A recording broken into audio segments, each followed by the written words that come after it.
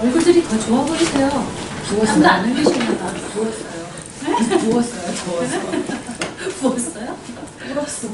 불었어 지금. 오늘 왠지 막 정장하고 오신 분들이 많은 것 같고 오늘 마지막 아니에요. 다음 시간입니다. 다음 시간에 프랭카드까지 많은데요.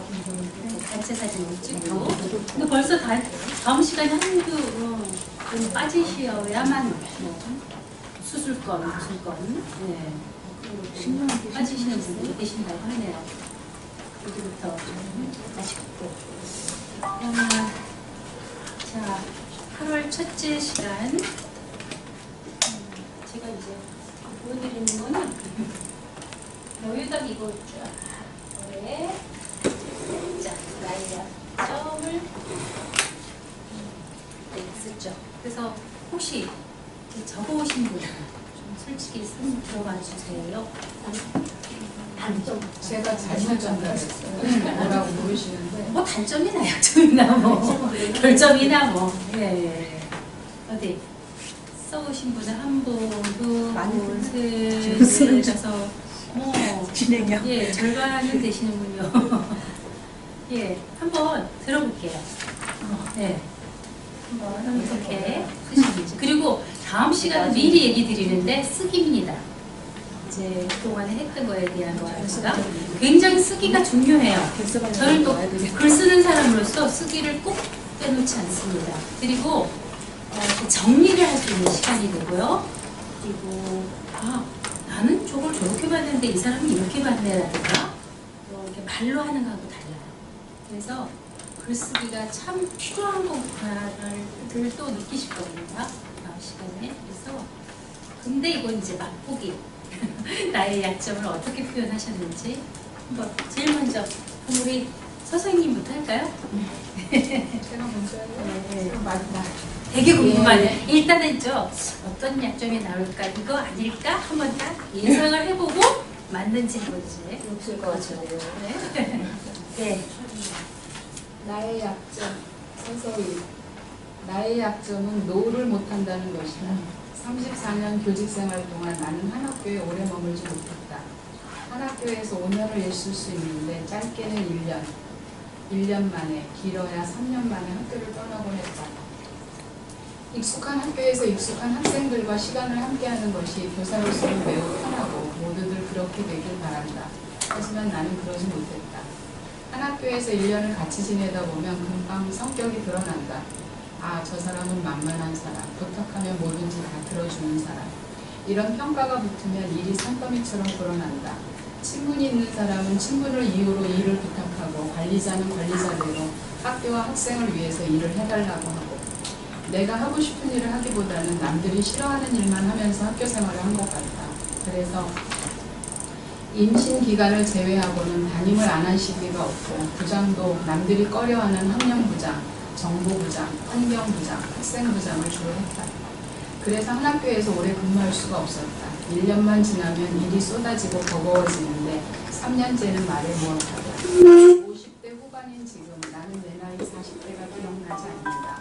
아이를 키우며 시집살이 하면서 학교에 나가는 시간, 학교와 집만 오가는 시간, 엄마 노릇 못하는 게 미안해서 방학이면 아이들을 데리고 박물관과 미술관을 순례하느라 바쁘기도 했고 하지만 후회는 없다.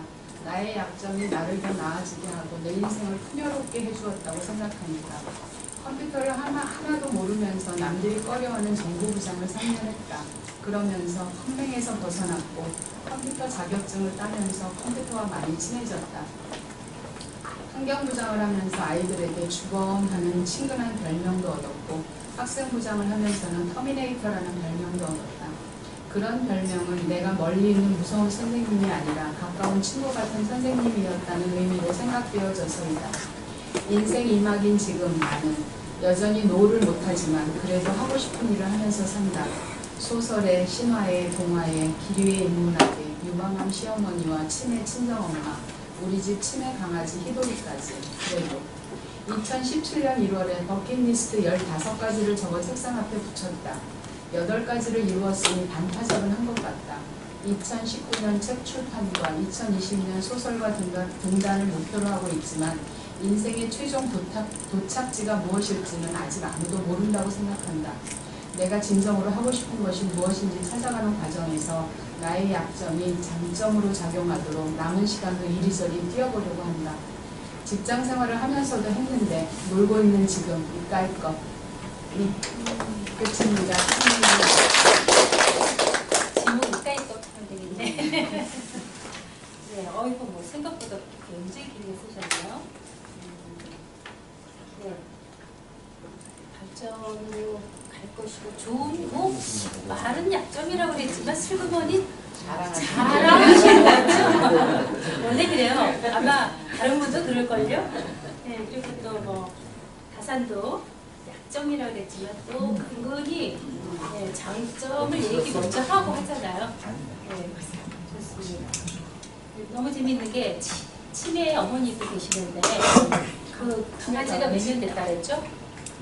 우리의 큰애가 지금 28살인데 초등학교 저학년 때 왔어요. 10년 뭐 한참 지난 그 강아지도 지금 현재 치매래요. 그래서 온갖 문제가 많대요. 네, 쓰셨습니다. 그 다음에 저쪽으로 갈까요? 본인 성함을 마지막에 크게 해주고 딴 분들도 알아듣게 해주세요. 마지막에요? 아니, 그러니까 오늘 이제 많이 알아서 해주시라. 다 썼습니다. 황혜진입니다. 황혜진님. 네. 글을 써본 지가 너무 오래돼서 단점이라는 거를 그냥 단어로만 이렇게 나열을 할 수 있는데 저렇게 글로 쓰려고 하니까 저한테는 참 많이 과제여서 되게 단답형적으로 좀 쓴 것 같아요. 거기다 써오신 거 보니까 길지 않겠네요. 네네네. 나의 단점. 네. 계획을 세워서 일을 진행하는 꼼꼼함이 있으나 게을러서 일을 다쳐가는 경향이 있다. 그리하여 일을 급하게 처리하다가 놓치는 경우가 우려된다. 지금까지는 젊고 순발력이 있어서 일을 잘 처리해 왔겠지만 앞으로는 부지런함이 요구된다. 나의 단점은 아는지라 주변의 가족, 특히 남편에게 이쁜 호응을 받는 경향이 있다. 스트레스를 먹는 것을 느끼는 습관이 있다. 밤늦게 먹는 습관으로 인해 살도 많아지고 다음날 생활이 미뤄진다. 나의 단점을 고치기 위해 저녁에 헬스를 하고 있지만 나 자신과 가족을 위해 좀 더 열심히 하는 이유가 요구된다. 네. 그러세요? 네네네. 계획 세워서 이제 꼼꼼히 하지만 닥칠 때, 할 때 한다 이거죠? 네, 그러니까 저한테 그게 가장 개인에서 가장 그러네요, 전체적으로. 네네. 네, 스스로가 게으르다고 생각하는데요. 시간 관리. 근데 그리고 또, 여기도 10분씩 넣는 것 같아요. 또 그렇게 말하는 분들이 게으르지 않더라고요. 그죠? 좀 더 그냥, 그죠? 여기까지 오시는 분은 그것만 들어도 게으른 건 아닙니다. 죄송해요. 자, 그 다음에 또 누구시지? 우리 김숙자님. 네. 다 나온 거 딴 분 몰라요. 아름요. 다 드려서 다 읽으셨어요. 안 읽으실 거예요, 아직. 그럼 이제 찾아보셨을 거예요. 예. 나의 단점은 내게 단점이 있다면 고칠 수 있을까? 80평생 살아온 내게 모든 것을 갖고 살려면 이제 내게 남을 것이 무엇이란 말이냐? 어렸을 땐 고집도 세웠고 마음대로 되지 않으면 짜증도 부렸지만 설이 들어서는 모든 것을 운명 아니면 팔자련히 살아왔다. 그런 점이 내게는 단점이었던 것 같다. 길을 가다 아닌 듯 싶으면 뒤돌아갈 수도 있는 것인데 돌아가지 않고 기어코 길을 찾아 나선다. 잘못인 줄 알면서도 끝까지 가려는 못된 공고집이 있다. 친구 사이도 좋으면 끝까지 좋지만 서로의 의견이 다를 때 그래 나와는 맞지 않으니 서로 다른 길로 가보자 하는 식으로 친구를 두어 잃은 때가 있었다.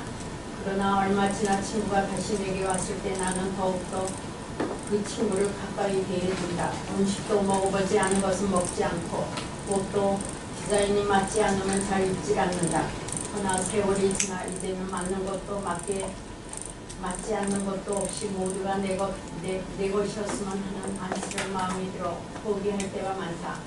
이제 모든 것을 포용하고 내려놓으며 환히 뚫린 길을 걸어가야 할 나이인데 단점이고 장점이고가 무슨 말이냐. 고집과 다정을 오가며 살아온 내 평생에 한없이 아쉬울 거다. 네.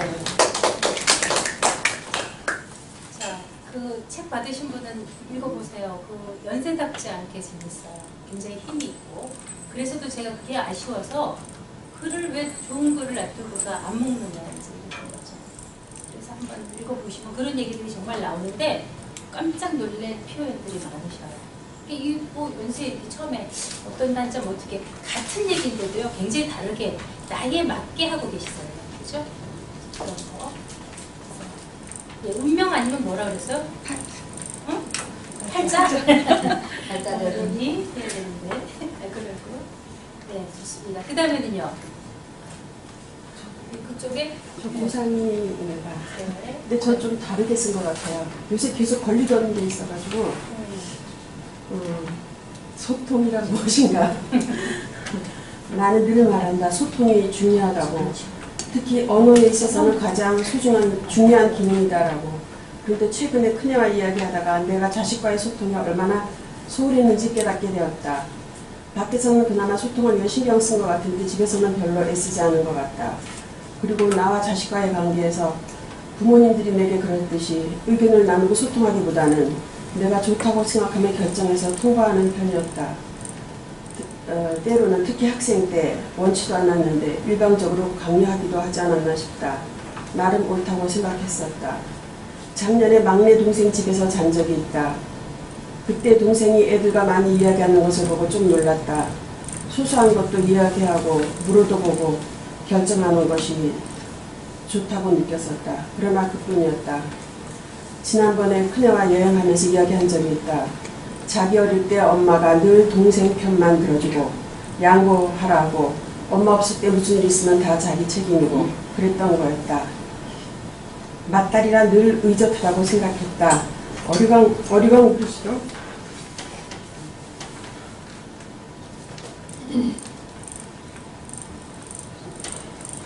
속내를 다 터놓지도 않으면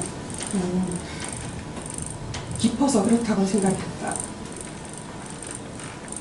그러나 그럴 수 없었던 거였다. 내가 과거 부모님 관계에서 그랬듯이 일방적인 관계였다. 해수치가 좀 되신 나는 그러지 말아야지 생각했는데 나도 똑같이 하고 있었다. 가산처럼 자식을 위해서 시도 쓰고 애정이 깃든 편지를 쓰지는 못했어도 가끔씩 자식과의 관계 아니면 자식들 간의 관계나 균형을 생각하고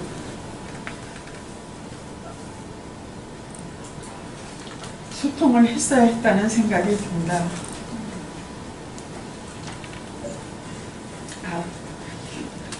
지난번에 딸하고 여행하면서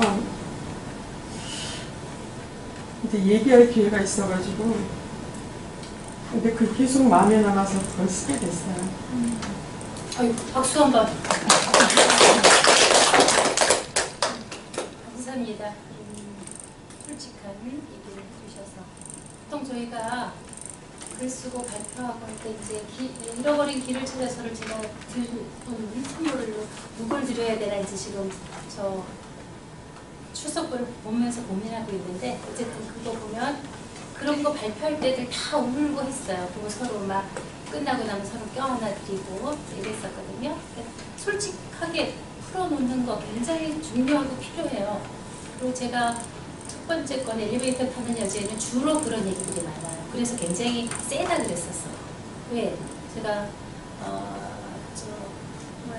성폭력, 가정폭력 상담소에서 6년을 전화 상담을 했었거든요. 그 얘기들이 녹아 있었기 때문에. 여성이잖아요. 전진상. 네? 전 여성이잖아요. 여성예전화 136. 네, 한양에 했었는데 그런저런 이제 그 얘기가 많이 녹아 있거든요. 거기에 제가 이제 한 파트에 그런 얘기를 썼어요. 내가 얘기했을 때는 그게 이미 그래도 어느 정도 가라앉아 있는 거예요. 그렇지 않았을 때는 그걸 못 꺼내. 굉장히 단단해서 그걸 깨트려야 되는데 그래서 어느 정도 냈을 때 그리고 내면은 속 시원하고 후련하잖아요. 그래서 정말 감사하고 정말 다행히 좋은 시간이었네요. 그죠? 딸하고 근데 이런 거 있어요. 그리고 저도 이제 우리 딸한테 충분히 해줬다고 생각하는데 엄마 지금은 안 그렇지만 꼭 단서를 붙여요. 근데 예전에 엄마가 이래서 내가 이랬어. 그러면 이제 배운 거 많잖아요. 또 상담소에 가려면 그 시간에 수업도 들어가지고 뭐 따야 되고 막 이러는데 알고도 있어. 근데 이제 분노부터 올라오는 거야. 내가 너한테 이렇게 해줬는데 지금 또 이런 얘기를 가. 근데 굉장히 필요해요. 그 애도 지금 이제 아무렇지 않기 때문에 또 얘기하는 거고, 그래서 이제 웃으면서 서로 대화할 수 있는 이제 그런 게 됐었는데, 다들 정말 잘해줬는데도요, 그렇기도 한데요. 하물며 저는 그거 보고 이제 어떤 생각이 나냐면, 어린 애기들을 저희가 젖도 먹이고 기저귀도 갈아주잖아요. 어릴 때, 육아할 때. 근데 아이들의 기억에 어떠냐면요, 바로 아이가 젖어 있는데 바로 알 수 있어요? 좀 지나가지고 뭐 젖어 있는 거 알게 되죠. 또 뭐 젖달라고 울어도 어떻게 금방 갖다 젖을 주거나 젖병을 물려요? 내가 딴 일 하고 있었으면 그래 기다려 한다든가 이게 뜨거우면 식히느라고 또. 근데 그걸 가지고 아이들은 분노한대요. 아이들의 기억이 있어요. 엄마가 바로 나한테 안 해줬다고 기억한다는 거야. 딱 이 정도인데 애들은 그래서 그럴 거야. 저는 더 이제 그 생각을 했는데 어쨌든 내가 충분히 해줬다고 생각해도 또 그게 이제 섭섭함으로 뭐로 남아있더라고요. 그리고 내가 또 과연 우리 부모님한테는 얼마나 또 제대로 했었는가. 이제 계속 지나면서 또 돌아가시고 나니까 자꾸 툭 어떤 거와 기억 연관이 돼가지고 그때 내가 이랬구나 하고 지금 와서 정말 후회되는 것들이 많더라고요. 그랬는데 지금이라도 전혀 늦지 않았습니다. 예, 아니 소통. 그래서 그러셨네요. 지난번에 저 남군하고 뭐 먹었다까지 얘기하세요? 라든가 지난번에 온갖 거를 얘기하시나 봐요. 이제 이런 얘기를 하시더니 그래서 예, 안 하다가 하려면 참 어려운데도 그래서도 뭐 여행 같은 거 뭐 기획을 가져라 뭐라 같은 그런 얘기들을 하죠. 네, 고맙습니다. 그 다음에 딴 분. 누가 여기 정인영님 앞에서 또 모른 척하고 계세요. 네. 완전히 글로 표현한 게 아니에요. 네네네. 뭐 그냥 간단하게. 몇 줄로 얘기하신 분들 저는 있어요. 그거보다 더. 그래요? 성함? 네, 나 정인영의 약점. 저는 5가지로 구분을 해서 써봤고요. 저희 아이들한테 물어봤어요. 엄마의 약점이. 왜냐면 제가 알고 있는 약점하고 와. 아이들이 생각하는 약점하고 다를 것 같아서. 몇 학년들이죠? 애들이? 고3, 고2, 고3이 이게 물어봤다. 그럼 쓰신 게 그거예요? 아이들이 얘기한 것을 제가 생각하는 것이에요. 네. 아이들이 생각하는 건 네. 너무 규범에 맞춰서 하다 보니까 융통성이 없어진다. 그래서 제가 그 모든 일을 할 때 학교 선생님처럼 대한다. 라는 게 저의 약점으로 아이들이 생각을 해서 제가 보기에도 좀 그런 게 큰 것 같고요. 그래서 생각할 때는 큰 틀 안에서 융통성 있게 하면 서로 상대방하고 편안히 일을 할 수 있고 관계도 더 좋아질 수 있는데 너무 이제 규범이라는 거에 갇혀서 전 그게 더 편하다고 생각하고 살았는데 그게 아닌 것 같다 라는 생각을 했었고, 그 다음에 또 하나 아이들이 얘기한 건 표현하지 않는 것을 저희 약점으로 얘기를 했는데 왜 잘 안 하세요? 저는 항상 이제 마음으로 얘기를 하죠. 표현을 굳이 해야겠냐. 엄마가 해주는 모든 것을 보는 모습 이런 식으로. 내 마음 몰라? 네, 그렇죠. 네, 제가 스럽기도 하고 그렇지만 특히 이제 미안한 거는 표현을 하는데 사랑 같은 거 사랑한다 뭐 이런 것들 부모님한테도 그렇고 시아버님한테는 제일 많이 표현을 하는 네, 나머지 왜 시아버지? 네. 와, 왜요? 어떻게 모르겠어요. 그걸 쉬워요? 편해요? 네, 시아버님한테는 항상 편지를 쓰면 그냥 그렇게 되는데 어머나. 시아버님도 안 그렇고 다른 사람들한테 그게 잘 안 모르겠어요. 아니 남편한테는 그만큼 표현해요? 안 하는데 시아버지한테는? 네. 어머나. 근데 그래서 시아버지가 많이 이렇게 잘 받아들여 주시는 거니까 그냥 마음을 멀리 계세요? 아니, 같이 사시는구나. 아닌데 그 어머니도 잘해주셔 다 그러는데 그런데? 그냥 이렇게 표현을 그럼 가끔 이렇게 편지도 써드리고 아버님한테만 그래 이유는 뭐예요? 이제 딴 분한테도 그렇게 해야 아, 되겠네. 네. 하려고 편지지를 샀죠. 아. 그래서 일단은 표현하지 못하고 오늘 얘기들이 편지가 많이 나옵니다. 그래서 제가 그 가상책을 계속 읽는데 그 편지에 대해서 그래서 이제 편지지를 샀어요. 그렇게 해야 되겠다. 내 마음은 그렇지 않은데. 근데 너무 다산처럼요. 이거 해라 저거 해라. 아니 그거는 해도 그러면 곤란해. 절대 안 될 것 같고요. 그래서 그게 저 약점으로 애들이 생각하는 거 크게 두 가지 있고 그냥 제가 저를 봤을 때 생각하는 약점은 주어진 일을 굉장히 성실하게는 하는데 그 정해진 날짜가 닥쳐서 하게 된다는 건 미리미리 하게 되면 마음이 쫓기지 않을 텐데 그 쫓기는 마음을 가지고 일을 하게 된다는 거고요. 그다음에 생각을 굉장히 많이 하는 사람인데 그것을 행동으로 옮기는 데는 굉장히 오래 생각이 많은 것 같고 그러니까 선택과 집중을 해야 되는데 생각하는 데만 너무 시간이 크게 들어야 되는 거. 그다음에 또 하나는 이제 행동으로 옮기는 데 있어서 지속적이지 못해. 예를 들어서 좋은 습관을 만들려면 100일 이상은 해야 된다요. 예를 들어서 운동이 됐다. 뭐가 됐다. 근데 100일을 채 못 가. 근데 이제 꼭 필요한 거는 하기는 하는데. 근데 작심삼일들이 많거든요. 100일을 기약하더니 이것도 대단하신 건데. 100일을 해야 된다고 모든 일이 그렇게 얘기를 해서 고민이 인간으로 보는데 100일이 걸려서 넘어야 된다라고 하더라고요. 그게 안 된다고. 그 며칠은 가시는 것 같아요. 100일은 못 가도. 3, 4일은 지나는 것 그거는 같고. 가는데, 그거는 그러니까. 가는데 100일까지가 굉장히 힘든 90 며칠 막 이렇게 가다가 놓는 거 아니에요? 100일까지는. 그래서 제가 생각을 한번 해가지 아이들이 네. 고맙습니다. 네. 또 하신 분이 계셨었어요? 없죠? 저쪽 팀에서 있어요. 하나, 한 분 계셨나? 누구? 주영님? 뭐 쓰고 있는 거예요? 지금도? 다 쓰셨어요? 아니 그냥 간단하게. 근데 좀 겹치는 게 많아서요.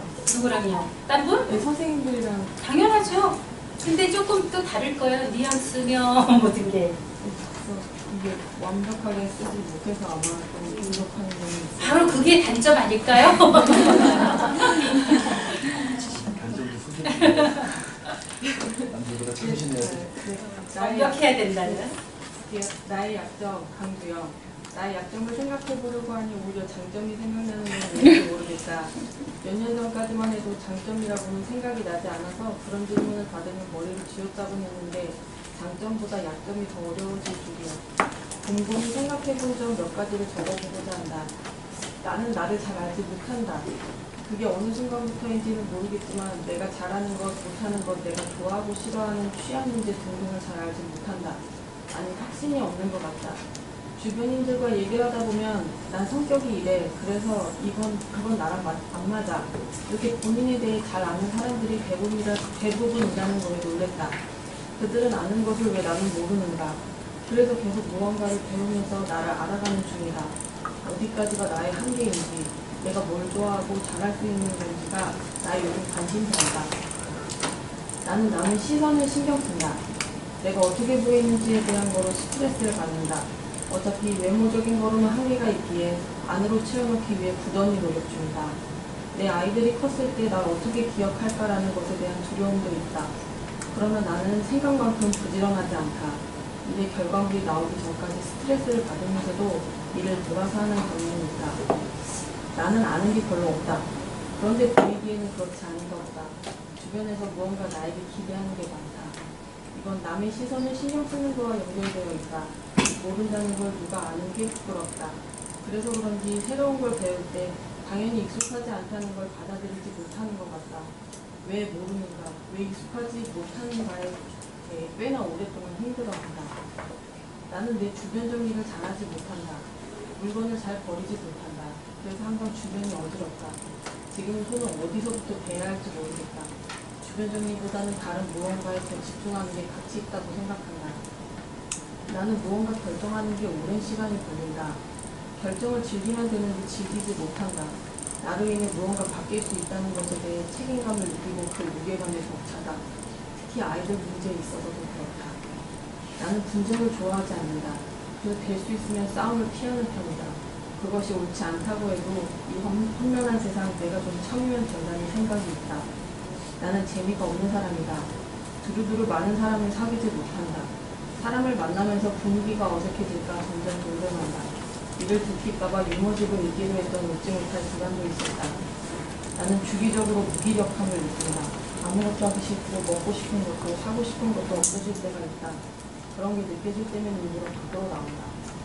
이 모든 걸 누가 스트레스 때문이라고 나 자신에게 거짓말하고 있는 것이 가장 큰 약점이자 단점이다. 아이고 솔직하게 그냥 다 풀어놓으셨네. 야, 뭐, 예, 제일 크게 본인을 꽤 알고 싶다는 마음, 그죠? 저도 그랬어요. 그래가지고 어디 가서 수행하는 게 없나 막 온갖 거 찾아보고 그랬었지. 네, 그러게 되는 거는. 애니어그램을 하면서 혹시 아세요? 애니어그램 들어보셨어요? 네, 해봤어요. 해보시긴 했어요? 몇 번 유형으로 나오세요? 근데 본인이? 지금 물론 번호는 기억이 안 나는데 어쨌든 그런 쪽도 좀 배워보고 사실은 심리 쪽에 관심이 있다고 생각해서 그런 쪽에 좀 많이 이제 강의를 들어다녔거든요. 근데 다른 사람을 치유하기엔 저 자신이 좀 치유를 많이 하거든요. 그래서 이게 아직은 그렇게 다른 사람까지 어울리기에는 많이 좀 멘탈이 약하구나라는 걸 느끼고 그 길은 제 길이 아니라는 거를 또 이제 하나씩 배우면서 그런 걸 배워나가는 이게 나한테 맞지 않는구나 이런 거. 근데 뭐 저번 시간 칠 때 잠깐 뵀었거든요. 그리고 마지막에 전체적인 걸 이제 아우르는 글을 쓰신 걸 듣고 제가 글 쓰세요. 그랬어요. 그런 적이 있어요. 그리고 그거를 어디 독서 감상문 내는데 내보도록 합시다. 전달시켜드렸는데 아무 없으셨어요. 부끄러워서 그러셨나 봐. 그랬는데 예, 표현력이 좋다는 생각을 문득 했거든요. 제가 지난번 보고 하나 보고서 그랬는데 나중에 얘기합시다. 근데 이렇게 뒤풀이하는 장소에 좀 오세요. 애기 어려가지고 막 급하게 쫓아가는 거 아니시죠? 아 그래서 좀 그런 거 있으세요? 뭐 딴 분들도 그렇지만 하여튼 그런 시간을 잠깐 내면 훨씬 더 우리가 뒷시간에 가서 하는 얘기들이 많아요. 네. 그리고 그래서 또 돈독해지는 그런 것도 있고요. 그래서 뭐 다 장점인데요. 뭐 제가 볼 때는 예, 고맙습니다. 그 얘기를 하시니까 저는 몇 가지만 간단하게 그냥 얘기 드릴게요. 내 단점 뭐야? 그 생각을 저도 해봤어요. 지나치게 솔직하다. 그래가지고 오늘 이 자리에서 이 시간에 미리 얘기 드리고 용서를 먼저 하나 구하고 싶습니다. 작년에 고전의 향기를 찾아서 끝날 때쯤이었나? 중간에 시를 쓰시는 분인데 어느 장소에 갔다가 6순위가 7순위가 뭐 8순위가 그런 잔치에 갔는데 그분이 나와서 인사를 하시는데 내가 그동안에 알게 모르게 했던 그 말에 상처를 받은 분이 있으면 용서해 주십시오 하고 인사를 딱 하셨다는 거예요. 그러면서 나는 그렇게 생각 안 했는데도 여러분이 혹시나 또 그러시는 분이 있지 않았을까. 굉장히 기억에 남았던 저까지 그게 기억에 남아서 정말 좋은 얘기다. 예. 저는 나름대로 솔직하고자 했는데 또 그게 상처가 될 수도 있잖아요. 또 뭐 간간히 지난 시간에 우리 뒤풀이 할 때 슬쩍 또 문희 씨랑도 얘기를 했지만 그 얘기 하거든요. 저는 뭐 이런 거 막 인스타그램, 페이스북 뭐 안 해요 하면서 남들은 막 올려놓는데 뭐야 내가 뭐 네 자식 뭐 크는 거 일일이 봐야 돼? 근데 남들 그 사람은 내 일상이라고 올리고지만 남들한테 불쾌할 수도 있거든요. 너무나 이제 까발린 것 같은 것들이. 그리고 정말로 아닌데 뒤에서는 뭐 힘들고 막 한데 겉으로는 맨날 둘이 행복한 것처럼 사진 찍어 막 올리잖아요. 그래서 전 사진 올리는 것조차도 조심스러워요. 저도 그런 거. 그랬는데 어떻게 이게 나는 솔직하다고 표현한 것들이 다른 분들한테 또 상처가 되지 않았을까? 뒤돌아서 좀 걱정스럽긴 해요.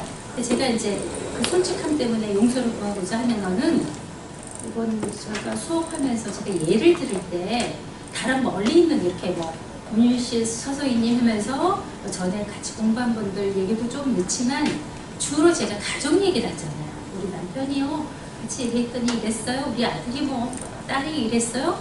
근데 제가 가장 나름대로 잘 알고 있고 손쉽게 자료를 구할 수 있는 거라고 생각을 해서 저는 그걸 예를 들어드렸는데 혜미오나 이게 또 어떤 자랑?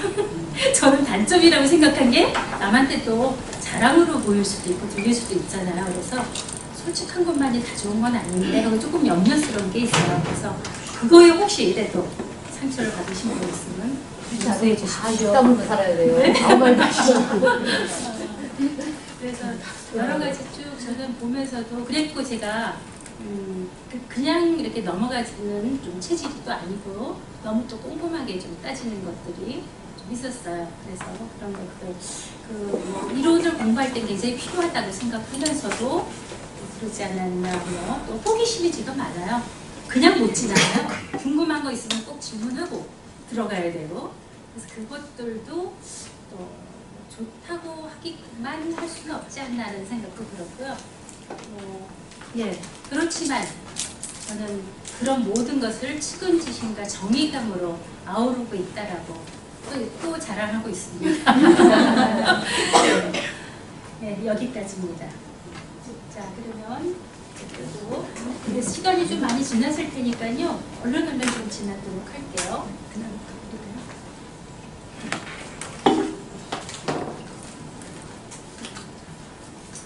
자, 오늘은 다산의 문학. 사실은 시서와 이게 전부 다 우리가 공부한 것들이 전부 다 뭐 그림으로 보여주고 그죠? 편지 읽어주고 했기 때문에 다 들어가는 것들이에요. 시서화에.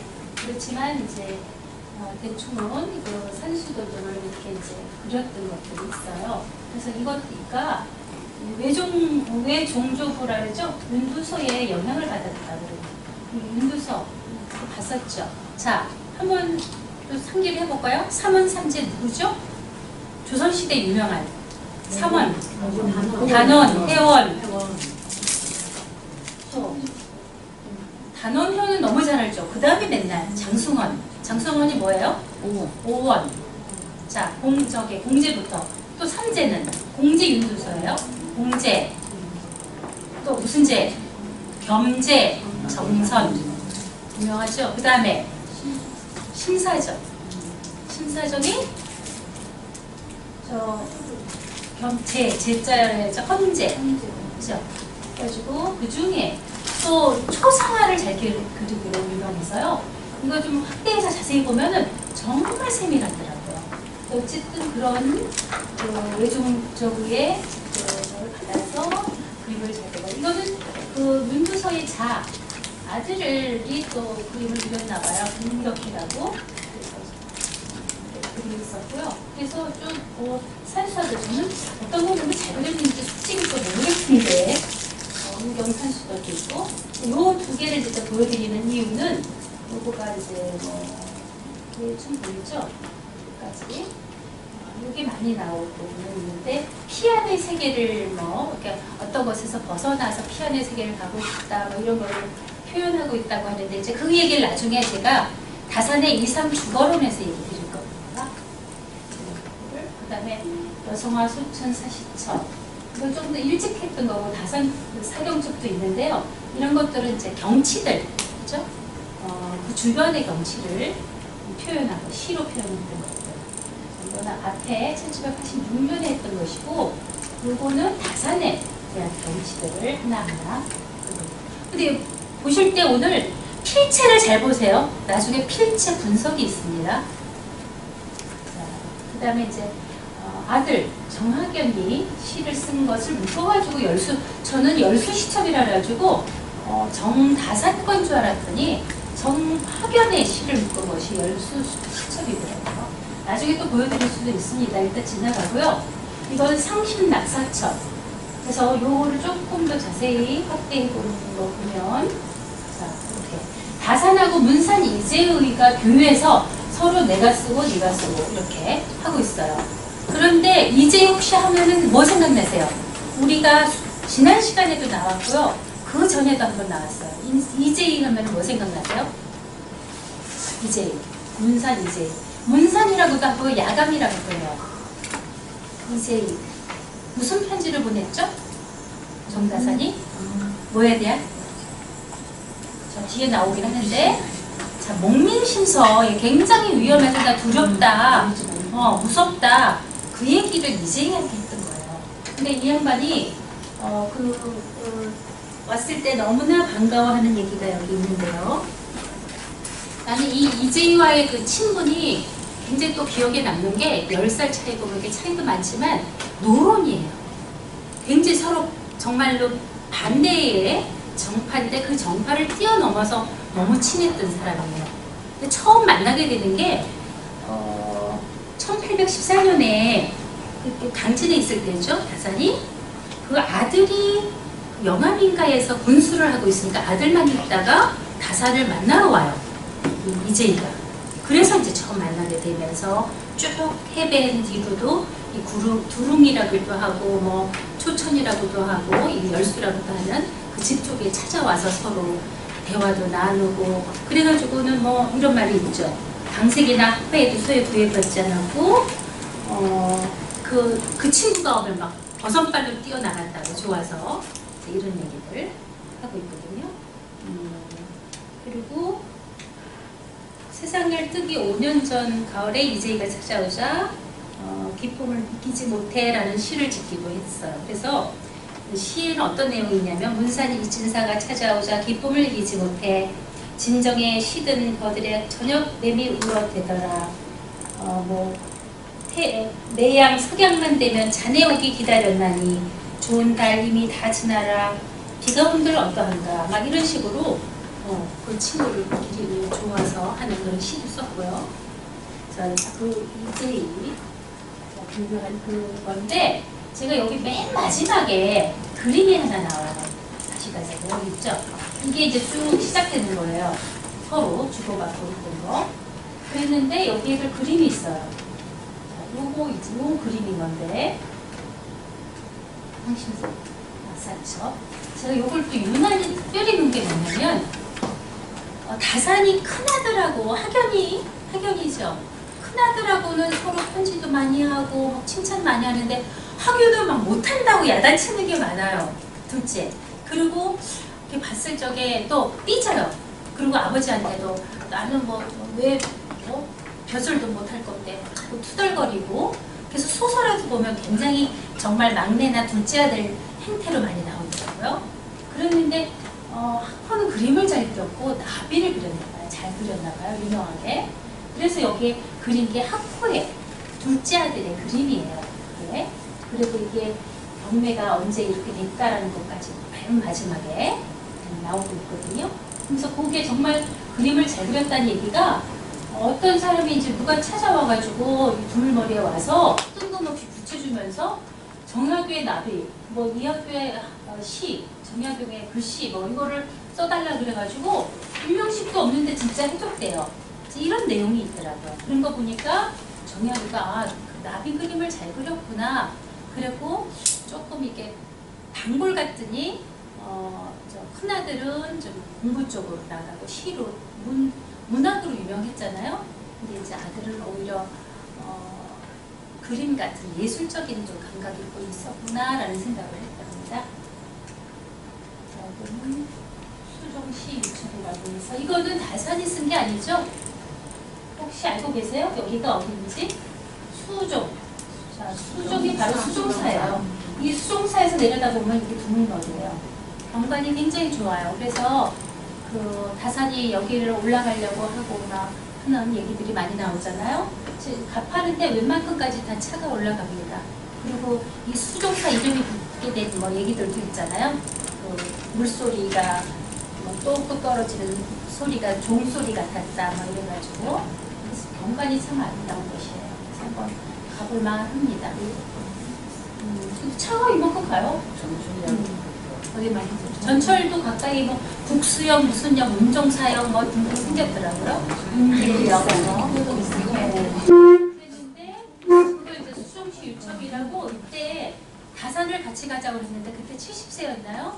본인은 아파서 못 가겠다면서 홍길주 뭐 그쪽 친구들 뭐 초이 선사 또 학연이 막 이렇게 같이들 갔어요. 그러면서 초이가 그린 걸 거예요. 그리고 글들 쓰고 예전에들은 그러니까 참 많은 걸 기록으로 남기고 쓰고 했죠.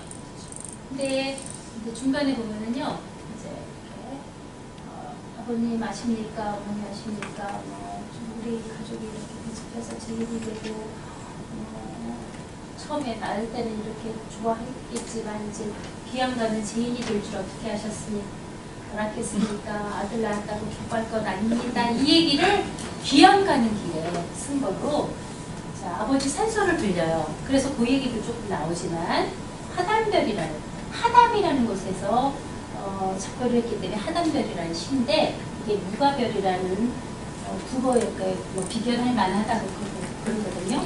네. 귀양 가면서 저기 뭐라 그럴까 귀양 가는데 처음에는 막 이렇게 실려가잖아요. 일본가 뭔가 실려서 가다가 강 건널 때부터는 이제 걸어서 가고 그러는데 부탁을 해가지고 가는 길목이니까 저기 우리 선친이랑 계시는 거기에 인사를 좀 하고 갈 수 없겠느냐. 그래서 야단도 맞으면서도 하여튼 이렇게 저렇게 해서 거기다가 절하고 가나봐요. 그랬을 적에 그 이야기 담은 그런 거예요. 그래서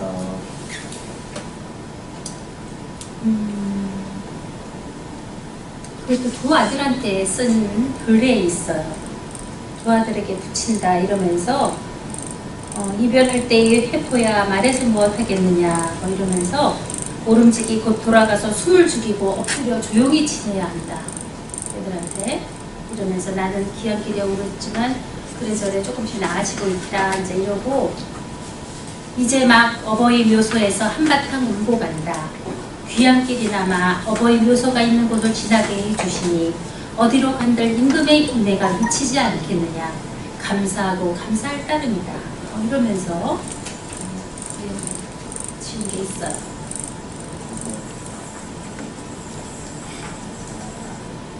자, 경우 우를 쫓아버린다. 이것도 요번에야 알게 된 다산의 시 중에 이런 시가 있어요. 경우를 알고 그래가지고 이런저런 거쭉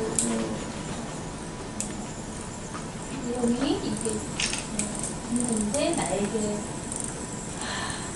주력으로 나타내려고 했지만 3년 병세를 주었구나. 이 다음에 이제 어떤 내용으로 들어가냐면 12장으로 되어 있는데 12장에 백성이 굶주려도 나는 원망하지 않고 백성이 완악해도 나는 모르는 일이다. 후세의 나를 푹가는 사람들은 말할 터 기회가 주어졌다면 큰일을 했을 것이라고 이렇게 끝나거든요. 그랬을 때 느낌이 어땠느냐면 이 양반도 한때는 또 체념했구나. 네.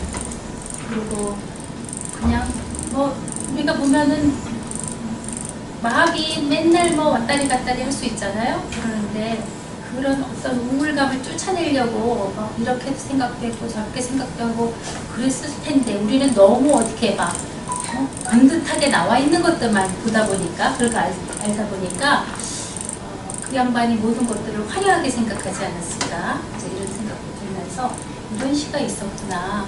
네, 우울을 쫓아버리려고 애쓴 이런 흔적도 저기 있었구나. 저희 우리 사람이 이제 다음번에 시작할 선생님하고 또 우리 구조 선생님들하고 같이 식사를 어제 했었는데 그러면서도 제가 그랬어요.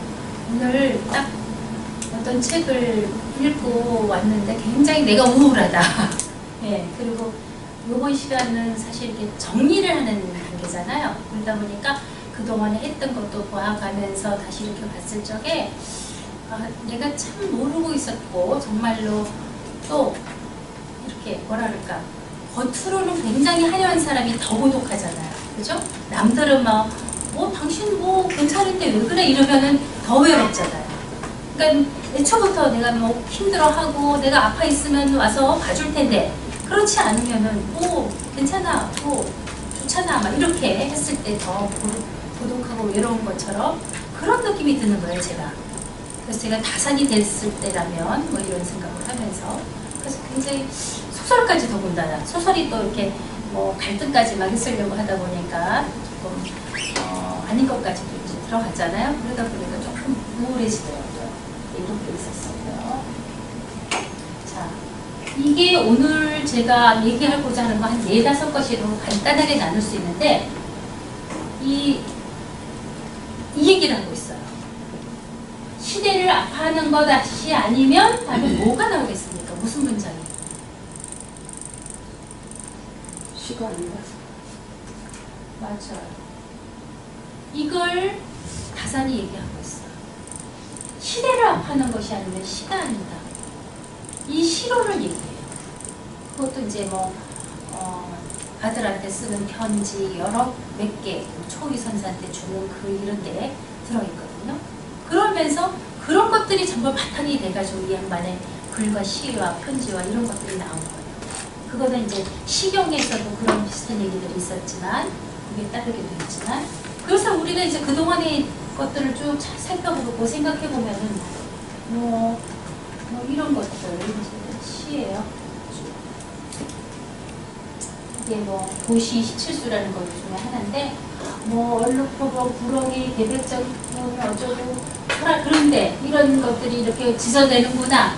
어떤 법을 많이 쓴다 그랬어요 제가 지난번에 다산이 시 쓸 적에 사람처럼 의인법 많이 쓰고 있더라 그랬죠.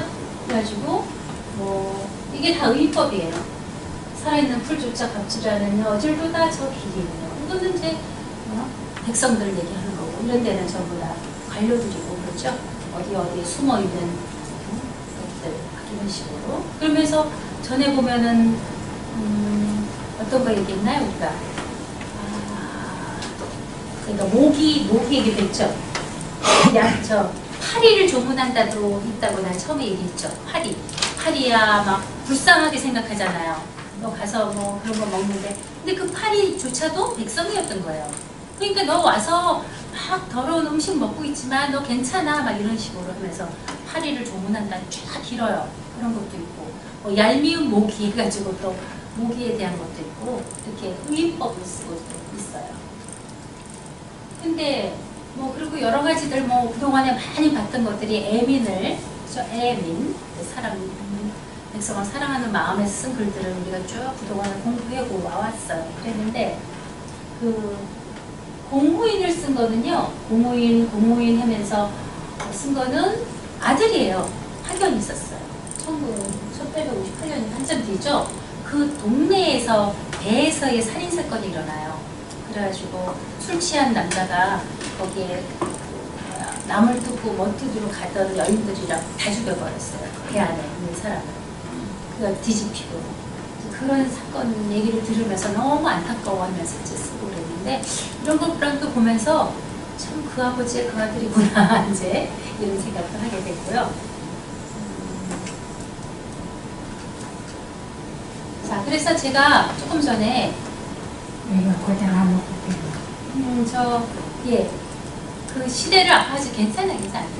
그 시대를 아파하지 않으면 시가 아니다 이런 얘기를 했었잖아요. 그랬는데 이제 그 다음에 제가 이제 나눠봤어요. 그동안에 사실 제가 하는 수업들은 제가 쭉 이해하고 제 나름대로 소화시켜가지고 제가 분석하고 분류해 놓은 거예요. 이제 그렇게 하시면 돼요. 그리고 사실은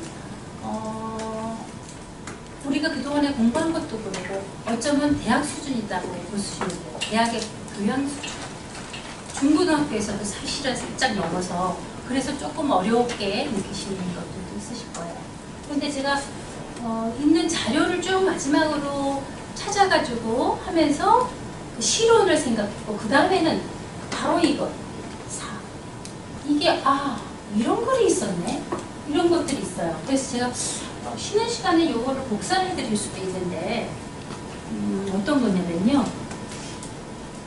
어디에서 몇 군데 다 여러 군데 나오는데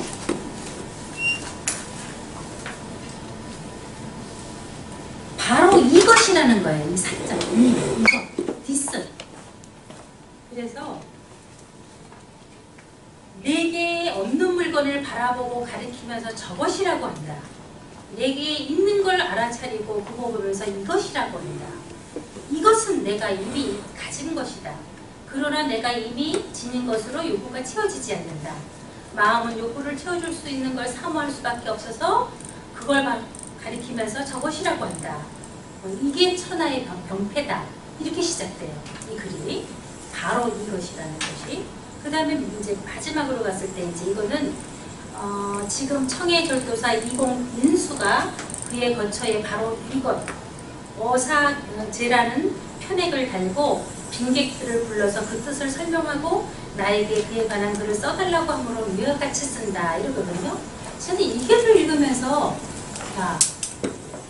다른 것보다 이제 길어요. 무슨 예도 들고 뭐도 들고 불교는 어떻고 뭐는 어떻고 중국의 뭐는 예도 들지만 앞에 딱 한 패러그램만 보더라도 이게 현재로 말하면 뭘까요? 우리가 현재 요즘식으로 말하면 뭘까요? 수학행. 수학행. 지금 여기. Here and now. Here and now인 거예요. 그래서 우리가 here and now를 즐겨라, 소역형을 즐겨라 그러지요. 그걸 그때 얘기하고 있었던 사내. 다른 게 아니네.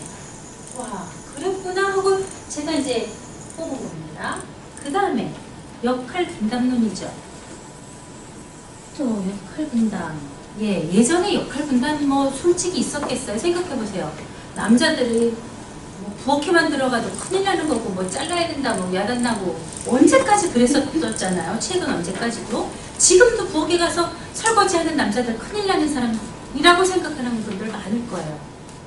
그렇죠? 라면 하나도 못 끓여 먹는 분들도 아직도 계시는지 모르겠고.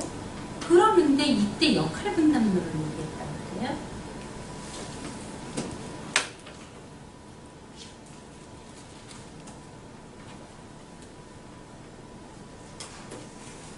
여러 군데서 일을 하고 있었는데 어머들이 뭐 하면 좋을까?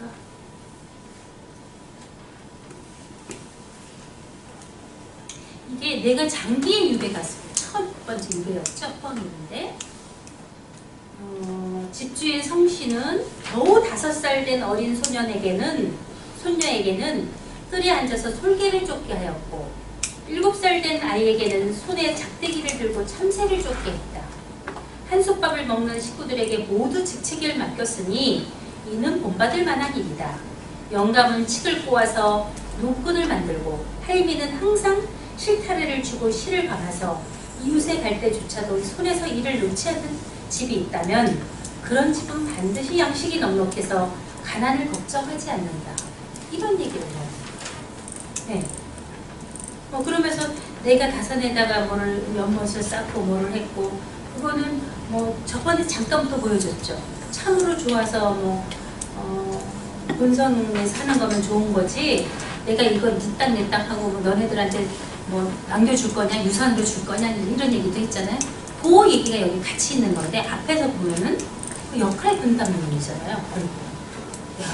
이렇게 이 당시에 정말로 그거 누군가를 거를 보고서 이 양반이 어떤 걸 보면은 그냥 보고 그냥 흘러가는 게 아니라 그때 내 걸로 만들어요. 저 사람들 참 잘하고 있구나. 저런 거 배워야 되네. 밥하는 노파한테도 배우듯이, 그죠? 이런 걸 배우더라고요. 그랬고 2개의 저울을 얘기하고 있어요. 2개의 저울이 이건 좀 이제 어렵긴 한데도 12와 2회의 저울이 있다. 좋고 나쁜 거와 뭐가 생기는 거에 대한 그런 이해. 그래가지고 부자가 되는 법에 대한 얘기를 쭉 하고 있는 거에서 이게 나오거든요. 그 옳은 거를 지키다가 이로운 거를 잃느냐 얻느냐 이제 이 문제예요. 그러니까 나쁜 거를 따르다가 그래서 네 가지를 나누거든요. 시일이라는 것은 옳은 거를 해서 옳은 일을 해서 또 이롭게 된 거야. 그거는 맞는 얘기죠. 근데 시이해 해가지고 옳은 길을 갔는데 손해를 보게 되는 거야. 또 세 번째는 비일이 해가지고 나쁜 일을 했는데도 이로움을 취하는 거야. 네 번째 비이해 나쁜 짓을 해서 결국 나쁘게 해를 입어요. 그건 맞는 거야. 첫 번째하고 네 번째는 좋은 일에서 이로움이 있고 나쁜 일을 해서 해로움이 있는 건 맞는데 중간의 것들이 이제 문제인 거야. 그게 중간이 옳은 일을 했는데도 해를 입는 거, 또 나쁜 일을 했는데도 좋은 걸 얻는 거, 어느 걸 택한 것인가. 그러면서도 이 양반은 또 네 번째를 택해야 되지 않느냐 이제 이쪽으로 가겠죠. 예, 나쁜 일을 하면 그러니까 뭐야 옳은 일을 했는데 손해가 보더라도 뭐 그거에서 잘 갈등 나는데 하여튼 이걸 잘 견뎌내야 된다든지 이런 식으로 해서 두 개의적으로 시기와 이해를 가지고서 서로 모든 그 사물에 그러니까 이게 곧 그 양반의 사상적인 토대와 원칙이 되고 그거에서부터 모든 것이 실천적인 것이 나오고 있었다. 그 다음에 마지막으로 이상주거론을 제가 넣었는데요. 이거는 조금 전에 본 그림들하고도 연결이 돼요. 아까 보면은 피안의 세계를 또 그리고 있고 막 이러죠. 그리고 또 그 다산에다가도 연못도 쌓고 석가산도 만들고 뭐 참마밭도 만들고 그래서 정말 어떤 또 글 쓰는 분들은 뭐 너무 화려하게 산 거 아니야? 뭐 이런 얘기도 했다는데 이 양반의 그 모든 것의 사상이 이상주거론에 있어요. 그래서 그걸 따른 사람이 또 누구냐? 누굴까요? 황은상. 자, 일속삼반이라고 해가지고 이것도 시도 지어요. 나중에 이제 쭉 내가지고 일속삼반 제목으로 시도 지었고 뭐 그랬는데 거두어서 전해드릴 길이 없구나. 뭐야? 그 우리 스승님이 안 계신다는 얘기죠? 그러는데 진짜 다산이 말한 이상주거론을 본인이 지어요.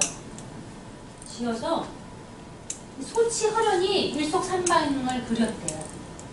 이 소치허련은 나중에 김정희도 인정해줬던 유명한 화가예요.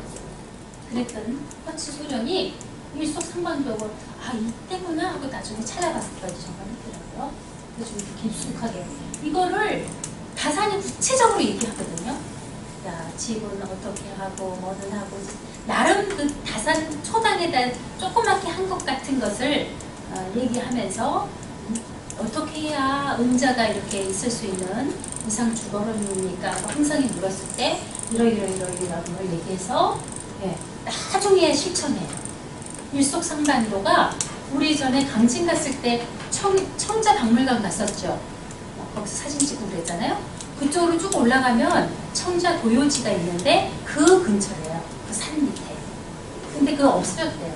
지금은 없는데 그 근처 어디였다고 터가 뭐 몇쯤이라고 얘기가 되는데 굉장히 뒤늦게 이제 황상이 진짜 스승의 말을 따라가지고 짓기도 해요. 자, 근데 이게 뭐냐면 다산여 황상 서간첩. 다산이 황상한테 준 편지들이 많죠. 그거를 모아놓은 것들이 많아요. 그래서 이렇게 구체적으로 보면 다산여 황상 서간첩이 있는데 그걸 차곡차곡 나가지고 뭐 처음에 그래서 3등기 얘기도 나오잖아요. 혼나는 얘기죠. 그리고 부지런해라 이런 얘기 뭐 온갖 것이 다 많죠. 황상하고 서연이. 그리고 제가 이번에 이걸 다시 정리하면서 느낀 게 어떤 거냐면 황상에 대한 생각도 그 스승에 대한 생각도 달라진 게 몽곡이라는 시를 지어요. 뭐예요 몽곡이? 이것만 봐도 꿈에 통곡을 하는 거예요. 꿈에 간밤에 선생님 꿈 꾸었더니 뭐 이렇게 보통 때 모시던 거 다름없었네. 뭐 수염 털었고 이렇게 세고 뭐 이렇게 뵌 것만도 은혜롭고 100년에 다시 만날 기약이 없네. 예전에도 꿈에서 뵌 적은 있지만 근데 보니까 수리가도 차가운 제사 음식이 이렇게 놓여 있었네. 그 다음 거예요. 자, 자, 이거 난 찬찬히 보지도 않고 저를 올리고 그리고 애도를 하는데 이제서야 그걸 알고 대성 통곡을 하니까 사람들이 흔들어서 깨워가지고 일어나. 그리고 그 애도함이 이 세상이 끝난 것 같고 그래서 그냥 목도 메이고 막 눈물이 쏟아지고 지금도 그 모습이 선한데 근데 지금 차마 누구에게 평을 청하고 그 힘이라도 누구한테 여쭐 것인가. 올라가 두는지라 이랬는데 선생의 문도라고 이름 부끄러워서 소와 양의 뿔조차 없는 도리스데 한마음 순수하게 처음과 같아서 잠자리에서 전멸군을 펼쳐본 것을 이게 문학이에요. 야, 어떻게 스승을 사랑하고 기억을 했으면 꿈속에서도 통곡을 하고 처음에는 그냥 생신 줄 알고 넙죽 절했는데 보니까 제사상이고 막 아이고야 해가지고 나를 흔들어서 깨울 정도로 이랬으니까. 그런데 어떤 게 있었어요. 중간에 저는 이제 그 사연을 몰랐다가 중간에도 중간 알게 된 게 있었는데 10년 그 해배돼가지고 올라와가지고 10년 만에 편지를 써요. 다산이 가는 편에 누군가가 왔다 내려가는 편에 전해주라고. 늘 편지라는 게 가는 인편이 있으면 글로 보내고 하면서 오고 갔더라고요. 그랬겠죠 또. 그랬는데 답장 안 해요. 그리고 뭐예요? 패배하고서도 돌아가시기 직전 며칠 전에 왔다 그랬죠? 해온일을 기념하는 그때 18년 만에. 그리고 18이라는 단어들이 막 엄청 하여튼 이 양반이 그 패배돼가지고 남양주로 와서 마제에 와서도 18년 사시다 돌아가셔요. 그래서 참 18이라는 단어가 굉장히 그 인연이 있는 단어더라고요. 그랬는데 근데 진짜 얘기도 없이 나타날지도 몰랐다는데 떡 나타나잖아. 맨날 며칠을 걸어서 붙어가지고 와서 그냥 붙들 갈고 이놈아 하고 욕도 하고 막 하여튼 껴안고 통곡도 하고 맨날 같이 있다가 내려가는 편에 또 챙겨서 뭐 선물도 주잖아요. 책도 주고 뭐도 주고 그거 갖고 어디만큼 내려가는데 돌아가셨다 해서 다시 올라와서 상복 입고 다 장례 치르고 상복 입은 채로 내려갔대요. 그랬던 상상인데 난 처음에 왜 10년 동안도 연락도 없었고 편지를 받고도 답도 안 하고 그동안에 왜 또 이렇게 뜸했을까? 다른 어떤 놈 쌩하고서 도망가고 뭐 한 놈도 있었는데 제자 중에 왜 그랬을까? 근데 이런 마음 보면 전혀 아닌데 제가 이런 생각을 했어요. 또 한 가지 예를 저희 이제 가까이 있을 수도 있지만 내가 정말로 좋아하는 분에게는 멋진 모습으로 보여주고 싶은 거구나. 이 생각이 요번에 들었어요.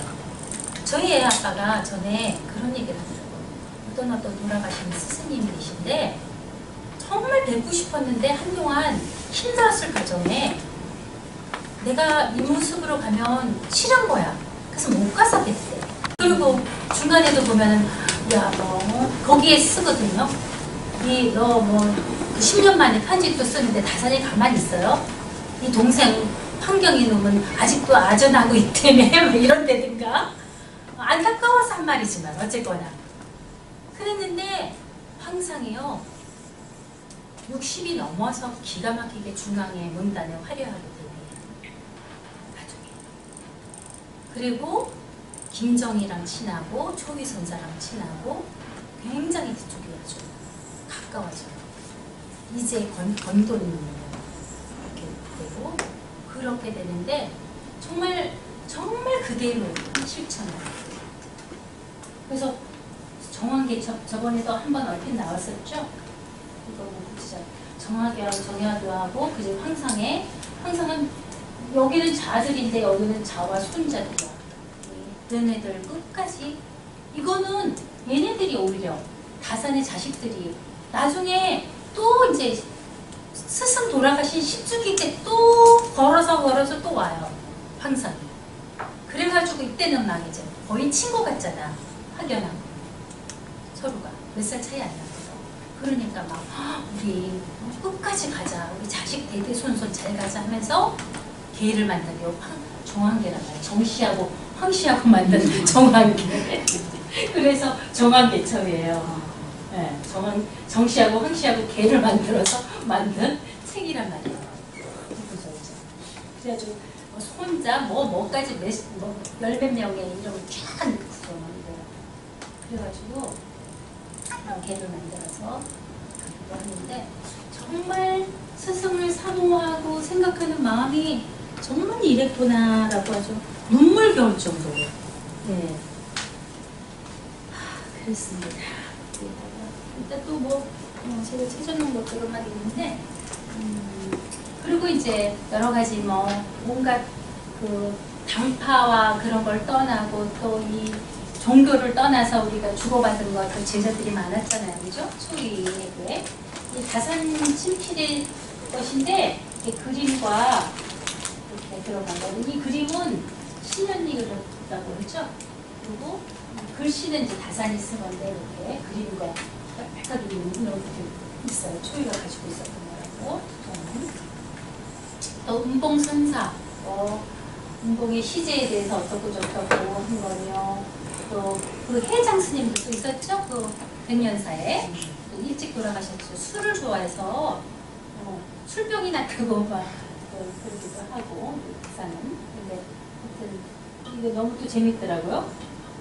이 불교보다 유학이 심취하니까 제자들이 김 선생이 그랬다고 그래가지고 유하니까 또 그걸 다독이는 편지까지 또 쓴 것도 전에 한번 이제 제가 얘기했죠. 그런 것도 있었고 온갖 것이 그때는 말로만 끝나지 않고 다 글로 쓰고 편지로 주고 받고 하니까 그리고 또 이렇게 남고 갖고 기록하고 갖고 있다는 게 또 대단하고 또 제자 윤준진에 대해서는 수남이라고 했는데 키가 조그맣고 볼품이 없었나 봐요. 그래서 또 이제 어떤 게 있냐면 윤준진이지.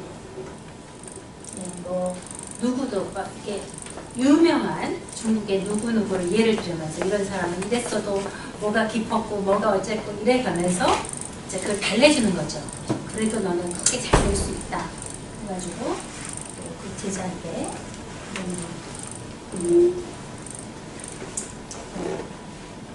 안영과 전무는 모두 몸집이 왜소하고 비루하여 보잘것없었다.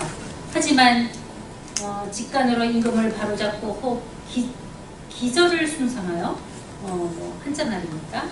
기절을 숭상하여 세상에 이름이 났다. 이런 식으로 하면서 이제 나름 걱정하지 말라. 이제 몸매에 대해서 왜소함에 대해서 이런 얘기를 하고 있는 편지가 있고요. 제자 2층은 전합하면서 또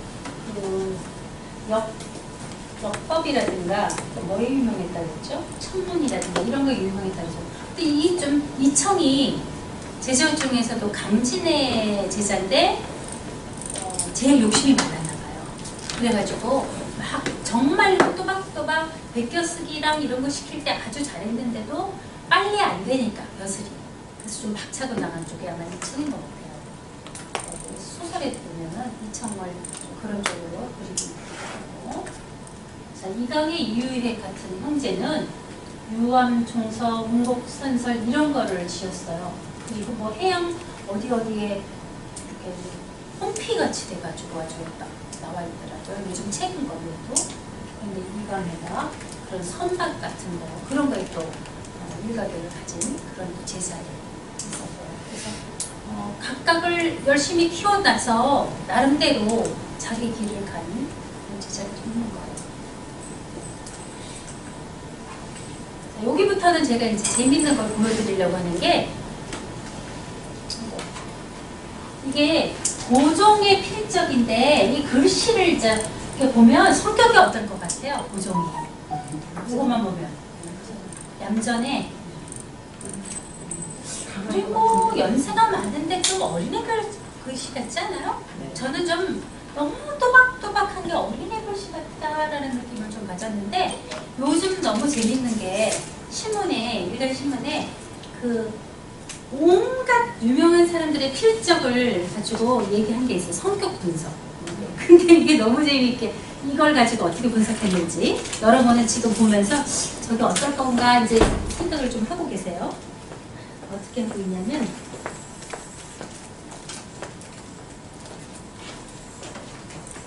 꼼꼼하지만 유약한 고종이에요.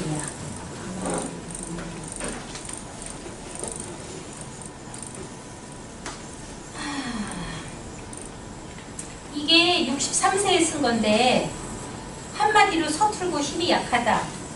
44년간 한나라의 국정을 책임졌던 사람이 쓴 글씨라고 믿기 어려울 정도로 미숙하다. 물론 이건 그 사람의 개인적인 구본진이라는 사람인데 변호사면서 필적 연구가래요. 어쨌든 그 사람이 이제 분석이에요.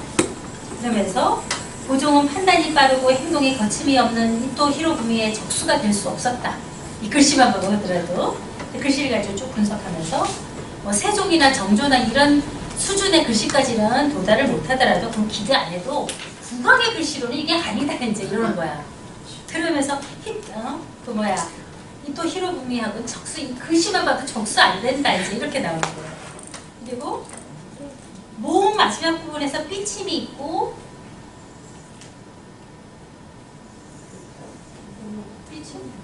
삐침이 있고 입구의 자의 마지막도 강하게 닫혀 있어서 세로선이 긴 것으로 보아 일반적인 업무 처리는 꼼꼼하게 잘했을 것이다. 네. 하지만 난세일수록 의지가 강하고 비범한 능력을 가진 리더가 필요한데 고종의 글씨는 정사각형의 뭐죠? 그래서 애들 것 같은가 봐. 정사각형의 글씨 형태인데다가 경직되고 유연하지 못하다. 이런 인물들은 순수하고 바르지만 고지식해서 어려운 상황을 돌파하기 어렵다.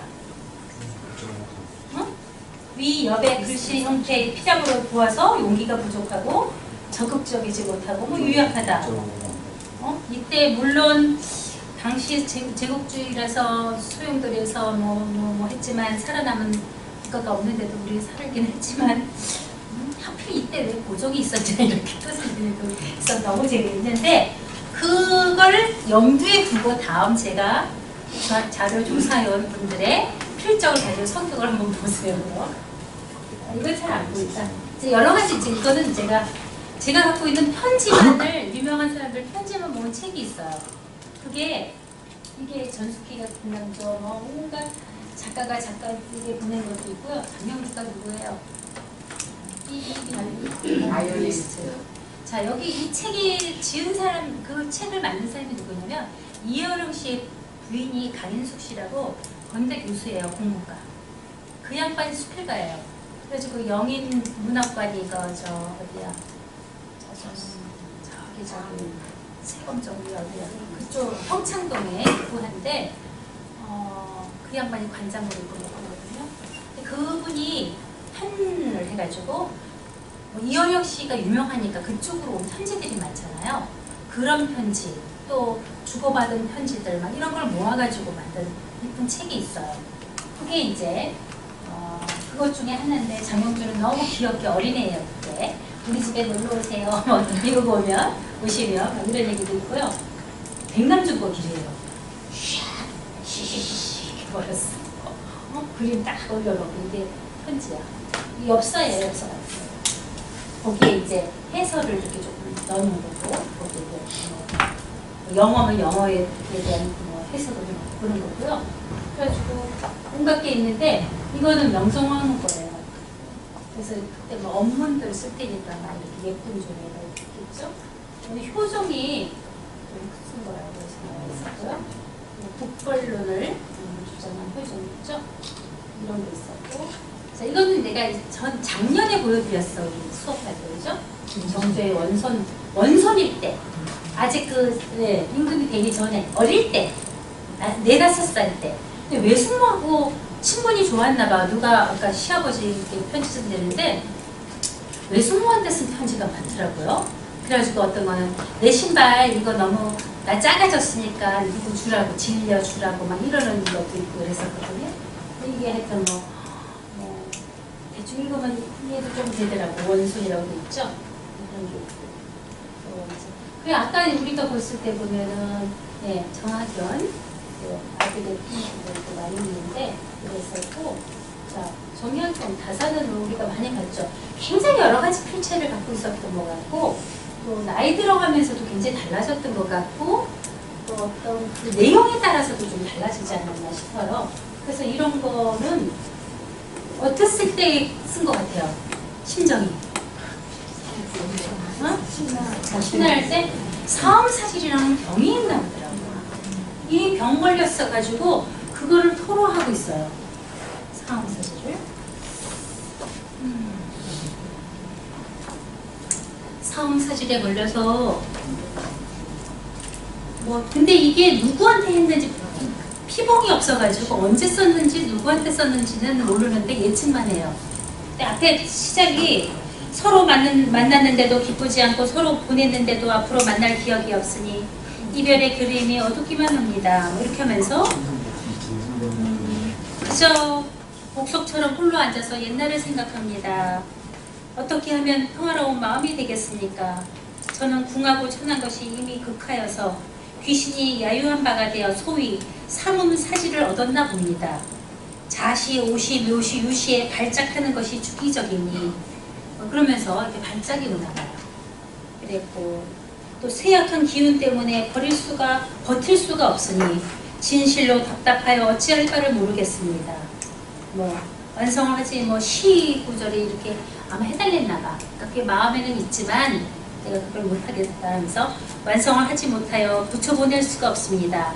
종이가 다 되어서 갖추지 못합니다. 이게 이 내용이에요. 네.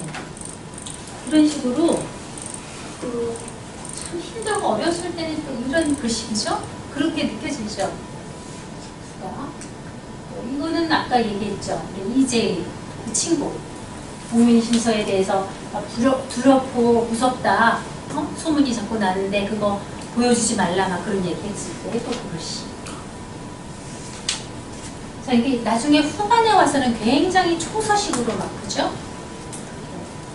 글씨 잘 모르지만 이 열수전서라고 해서 속집은 묘지명을 넣는데 여기 묘지명 비본이라고 해요. 저번에 그랬죠 우리가 묘지명 쓴 거는 비본 처리해서 오래까지 안 보여줬던 거. 왜? 탄핵받았고 이랬던 사람들 유배가고 죽고 막 이랬던 사람들에 대한 묘지명을 쓰려다 보니까 막 그 사람을 탄핵했던 사람을 비판하고 그러는 글들도 많고 이러니까 이거 감추고 있었죠. 비본으로. 이게 마지막 편지라고 전에 또 한 번 보여드린 적이 있죠. 그래도 잘 쓰셨다 싶은데 힘도 떨어지고 뭐도 했는데 2, 3일 전이에요. 회원일 앞두고 다 손님들 오고 있을 적에 그 내용이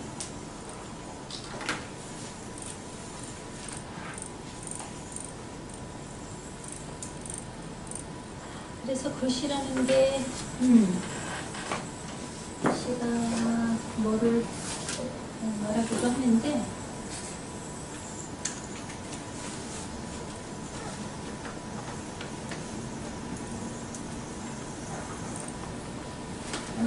요즘에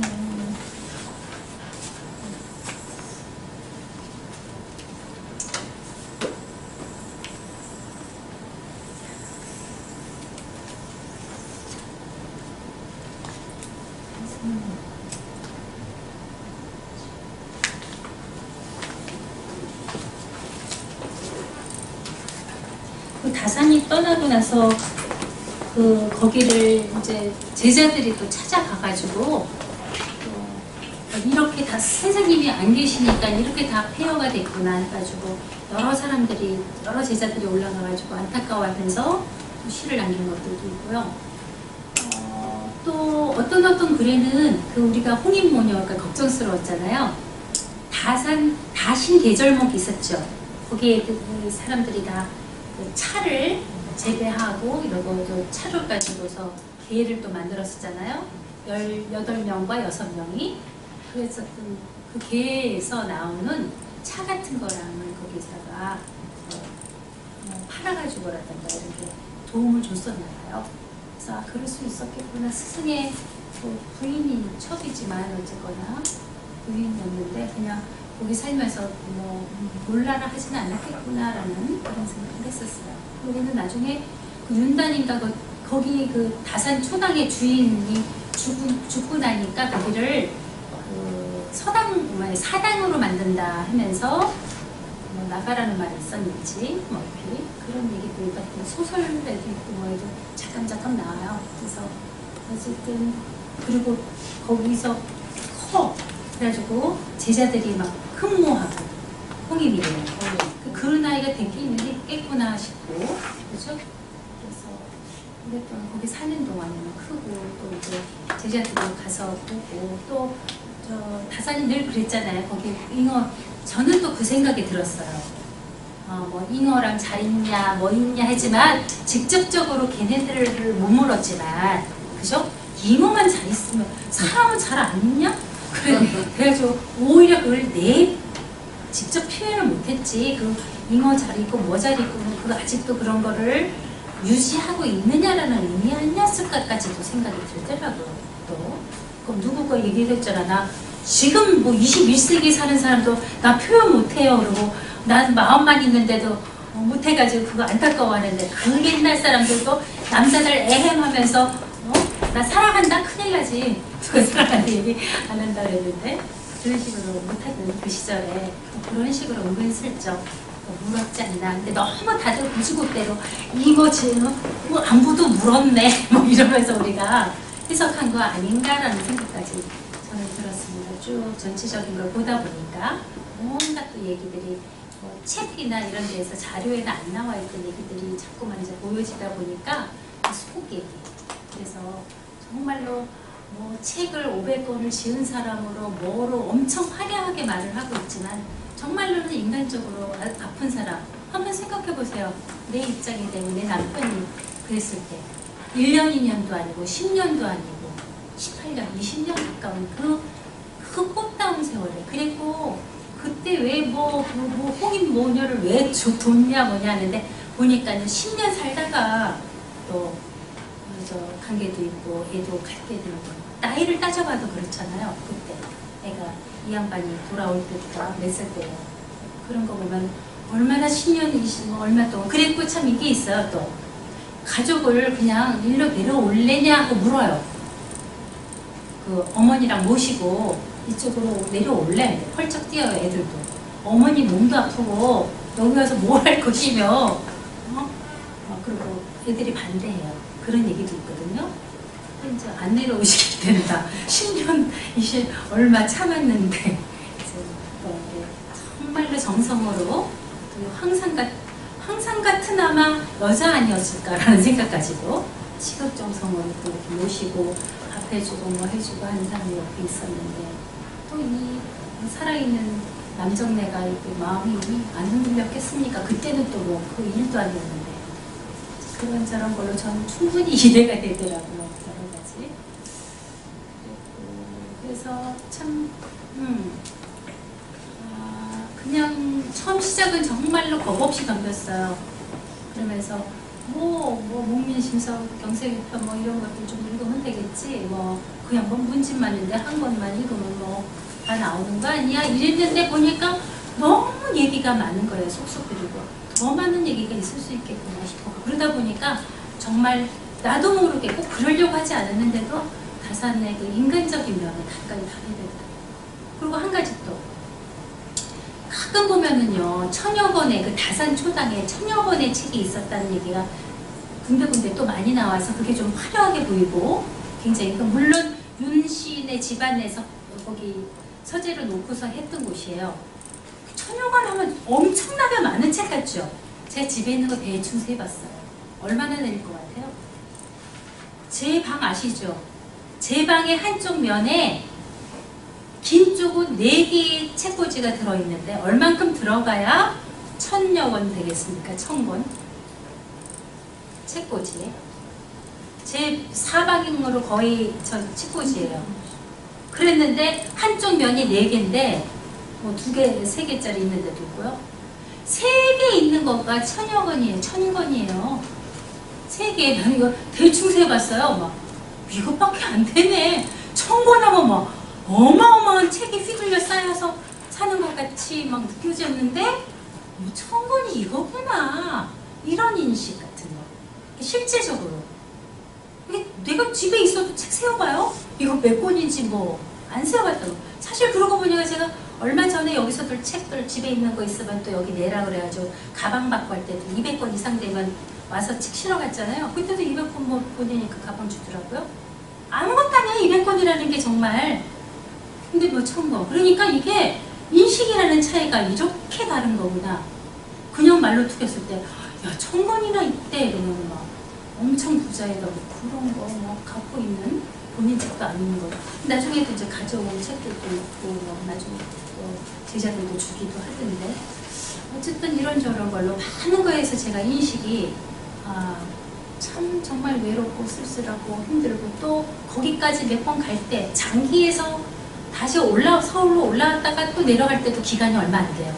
이거 다 두들겨 맞아서 공장에 뭐에 몸 망쳐진 데 걸어 내려가가지고 조금 있었더니 또 다시 올라오면서 또 걸어서 올라가가지고 또 두들겨 맞아요. 또 고문만 당하고 또 그리고 또 내려가고. 야 이게 사람이 할 짓인가 그러면서도 웬만한 사람 같으면 빨리 죽었을 텐데 야 이 양반의 의지라는 게 정말 보면 어떤 거 보면은 굉장히 그 긍정적인 사고 또 이상주거론처럼 뭐 이상적인 그래서 옛날 선비들이 직접 내가 그걸 갖지 못하니까 그림 그려놓고 즐기고 꽃 조금 몇 개 심어놓고 대단한 것도 아니에요. 몇 개 심어놓고 그거 보고 막 시 쓰고 이것까지도 무슨 뭐 그러면서 놀고 있어라고 흉볼 일인가 그죠?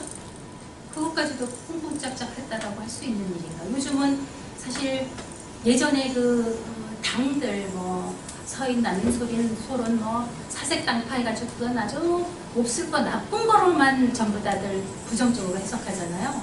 한편에서는 지금 여당야당처럼 의견에 대해서 굉장히 좋은 통로였다. 필요한 거였다. 이제 그게 지나치면 지금도 야당이 없으면 안 되죠. 당연히 있어야죠. 그런데 이제 이게 지나치다 보니까 문제가 생기죠.